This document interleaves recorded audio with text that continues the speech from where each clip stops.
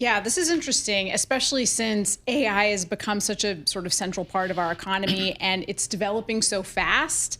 There was a really interesting case, I believe it was this week, of AI breaking into an area that, like, breaking out of a kind of a walled off area it was supposed to be in. And they did have to use an open weight model. I think they used DeepSeek to contain it.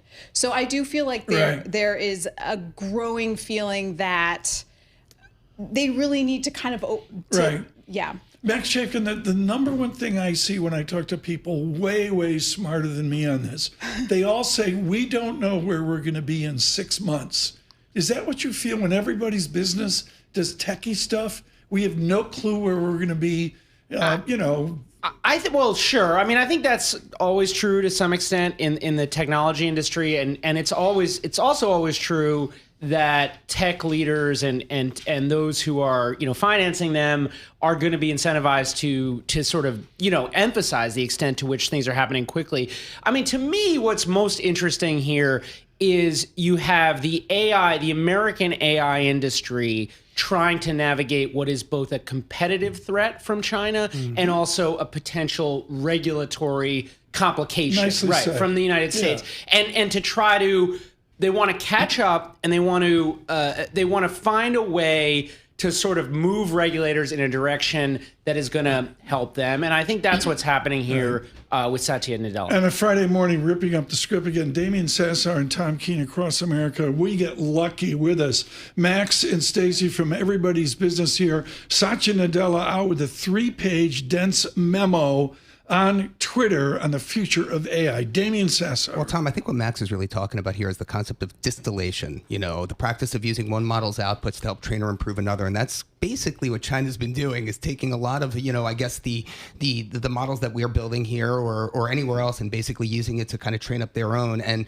the concept of a closed model, right? I guess that's like ChatGPT, right? Yes. Or Claude relative to an open weight, because I'm not, that's like DeepSeek or Mistral, right? So I guess given the names that are signed on the back of Satya's letter, I mean, I'm talking Meta, I'm talking Andreessen Horowitz, IBM.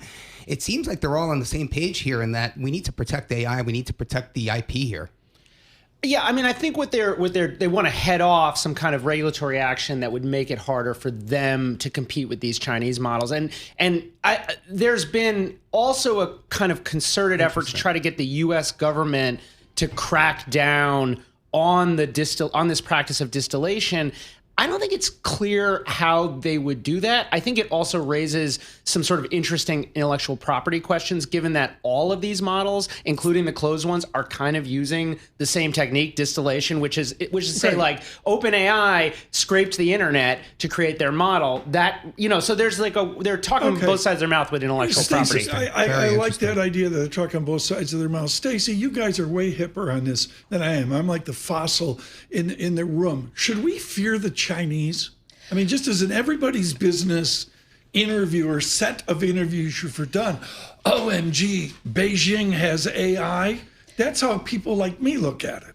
I mean, I think they're a real contender. They are the other country that is really in the arena with AI right now. But their price is dirt cheap, right? Their price is dirt cheap. In fact, using their models free, it's pretty good. I think they are a major competitor. I think because OpenAI and Anthropic charge a lot, and in fact, they're learning all the time. In fact, one of the points that comes up with this is that, companies are paying so much to use this AI, but they're also training the AI. They're giving value twice, with money and then with helping the AI learn.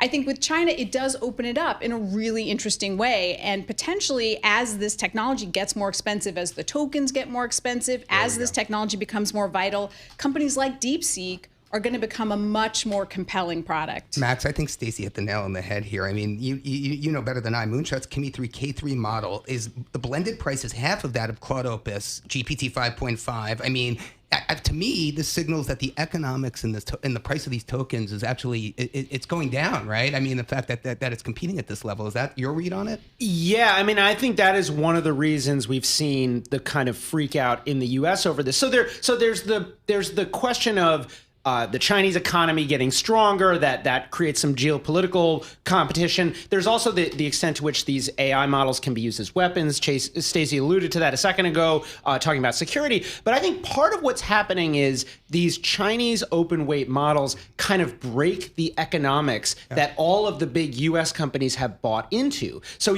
once you build all these data centers, you're kind of committed to it, and that creates a threat that could hurt a bunch of companies across the U.S. economy. I just got to get this in because it's like the Odyssey. They're talking Greek to me.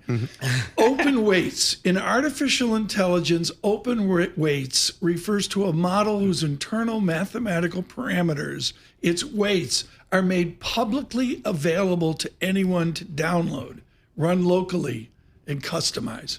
I've learned something today. Yeah. Damien, get one more question into these two.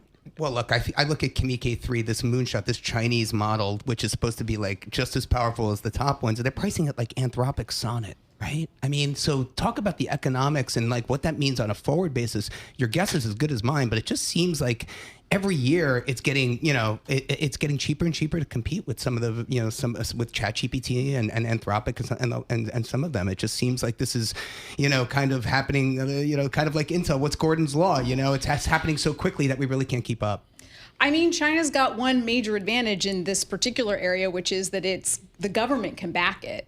And the government can essentially kind of run it and back it, and everything becomes aligned. You guys are doing the Great American Funds Shortage of 2026. Oh, Ben Steverman. Are you talking about Bloomberg surveillance? It's no fun when you come in here? It's so much fun. This is one of the few disappearing oases of fun in the world. It is an Are we oasis. disappearing, really? Are we disappearing away? No, you are the oasis in a desert. Otherwise, in a a desert. desert. What does Ben call me Steverman a palm say tree. about a lack of fun in America? I think he's right. But Yeah, this is the argument that you're sort of the price of a bunch of goods and services has gone up so much, partly because of consumer trends, partly because of inflation, that it has become more unaffordable to have some of the sort of basic ways that Americans have socialized, going bowling, going to the movies, and so on. Agree. And when you turn these things into luxury products, which has happened to some extent,